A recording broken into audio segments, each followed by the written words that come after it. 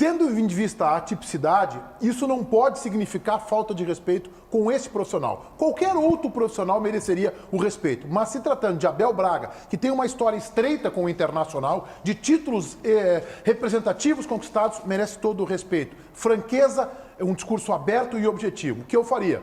Se o técnico for realmente o Miguel Ángel Ramírez, que é o que a nossa reportagem trabalha, que é um espanhol que estava no futebol do Equador, eu chamaria o Abel e acho que ele aceitaria e diria o seguinte: Abel, o técnico vem de fora, não conhece a realidade aqui. Nós temos inclusive um Grenal no dia 24 de janeiro. O Inter está dando uma pequena demonstração de ascensão. Você fica conosco até o final do Campeonato Brasileiro e o Miguel Ángel Ramírez pode estar aqui para observar o seu trabalho e o grupo de jogadores. Eu faria isso. E mais, me posiciono, fala alguém aqui que foi contra a vinda do Abel, que eu queria, por exemplo, um técnico como o Lisca, mas diria para o Abel, você pode ensinar um pouco da história do Inter e é um treinador de mais de 60 anos com alguém que é um emergente de 36 anos. E eu acho que o Miguel Ramírez também toparia isso. Fica até fevereiro observando e assume o time em março. Se o técnico for da aldeia, se for o Lisca, se for o Roger, se fosse o Thiago Nunes, poderia já assumir em janeiro. Esta é a minha posição. Baldasso, quero te ouvir. Boa tarde. Muito boa tarde, Meneghetti. A primeira coisa que eu tenho a dizer para vocês é o seguinte: nós estamos diante da primeira grande barbeiragem da gestão Alessandro Barcelos. Por qual motivo ele ainda não conversou com o Abel? Eu estou surpreendido com o que aconteceu no final de semana. O Alessandro Barcelos, presidente, nos deu uma entrevista um dia depois da eleição, na quarta-feira, dizendo que imediatamente tomaria pé da situação e já trataria de algumas coisas dentro do Internacional. Por que ele não conversou com o técnico Abel Braga ainda? JB tem a resposta.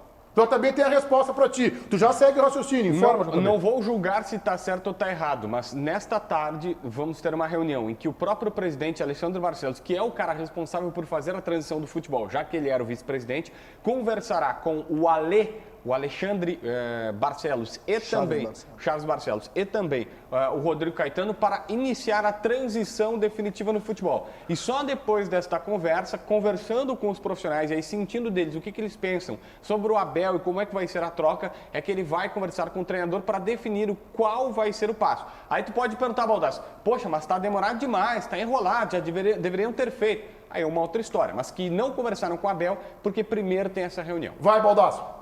Mas tá errado, tá absolutamente errado. O Abel já deveria ter sido posicionado sobre o assunto. O jogo contra o Bahia no final de semana pode ser o último jogo do Abel e o Abel não sabe disso. O Abel vai começar uma semana de trabalho sem saber disso. Está errado. Eu até tenho dificuldade de responder a pergunta da enquete, porque para mim tem um ponto importantíssimo, que é a base de tudo e que eu não tenho a resposta.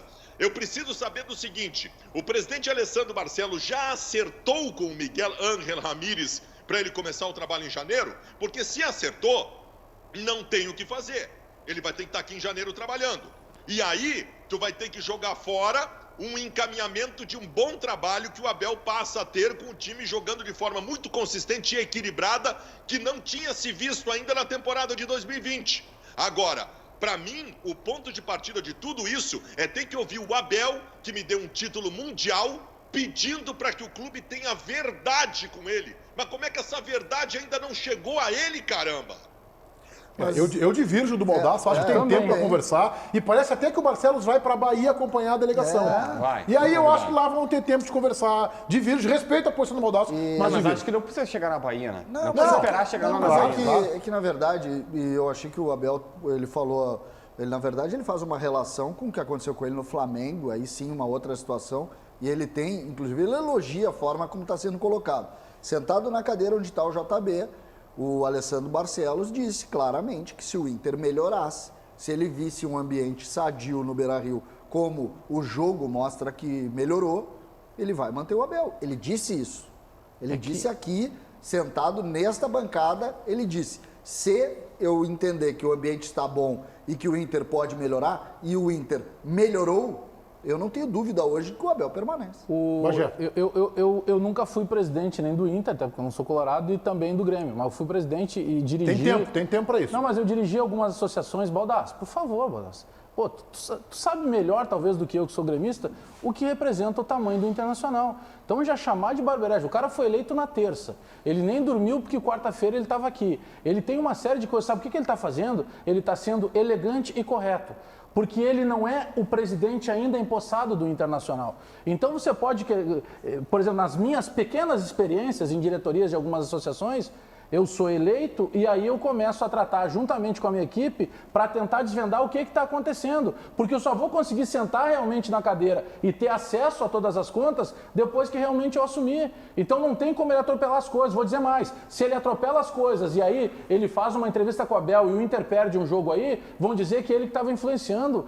Pô, barberagem. Calma, ele nem assumiu ainda. Ele disse aqui, eu ainda insisti e perguntei para ele, o senhor não descarta então a permanência do Abel Braga? Não, eu não descarto. O Inter é muito grande para transição, não é só uma palavra que você faz assim, transição, acabou. O presidente Medeiros ainda é o presidente do Internacional. Ele não pode pegar a chave e começar a bater em tudo que é armário lá e mexer. Ele vai começar a fazer isso a partir do dia da posse.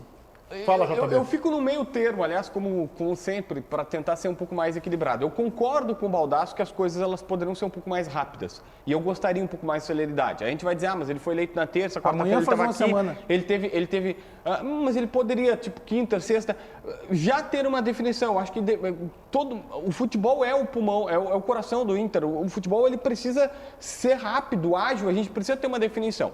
Eu acho que seria interessante. Mas eu não consigo culpar, e tudo bem, a reunião vai acontecer hoje. Acredito que assim, amanhã, no Donos da Bola de amanhã, a gente vai ter um norte. O Inter melhorou ou não melhorou? Um norte. Tá, mas eu quero saber o voto de vocês. Ninguém votou na Interativa. Tá, mas a gente não tem que avaliar se o Inter tá certo ou não, em demorar, enrolar com o Abel ou não? Essa é uma pauta levantada pelo Baldasso, tá bem? Eu não concordo, nem o Bagé concorda. Eu acho que o Sérgio também não, tá bem?